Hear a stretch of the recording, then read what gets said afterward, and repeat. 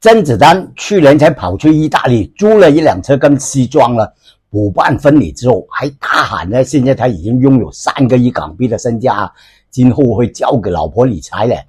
地下最强才3个亿港币，Coco 李玟呢遗产却有了10个亿了。昨天甄子丹又在意大利呢办那个61岁的生日，王宝强带着冯清也有出席啊，会不会呢？甄子丹也介绍王宝强去意大利结婚呢？刘德华也曾经介绍了10多个明星去美国的拉斯维加斯秘密结婚的，包括张学友、吴倩莲、周海媚、袁咏仪、杨千嬅、古巨基、汪明荃等等。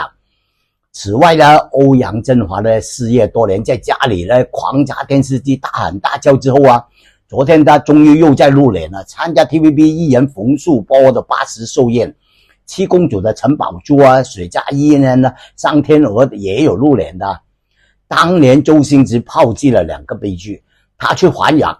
宇公司呢开发少林足球，3届4帝罗嘉良跟李彩华啊错判形势，立刻解约无限呢加盟了环宇公司。没想到星爷呢又跟林小明打官司，扬长而去，留下罗嘉良跟李彩华的哭崩长城。欧阳震华炸电视之后呢，也加盟了那个英皇娱乐的啊。因为呢，谢霆锋跟成龙呢将开拍《警察故事2》了，没拍过电影的欧阳震华以为这一次可以跟霆锋、成龙呢拼一下演技啊，可是人算不如天算啊，担心电影呢会跟刘德华的《红毯先生》一样，亏到阿妈都认不出啊。杨受成呢也果断的在昨天呢停拍了英皇公司所有的电影，欧阳震华跟罗嘉玲又成为弃猪了，现在前路茫茫。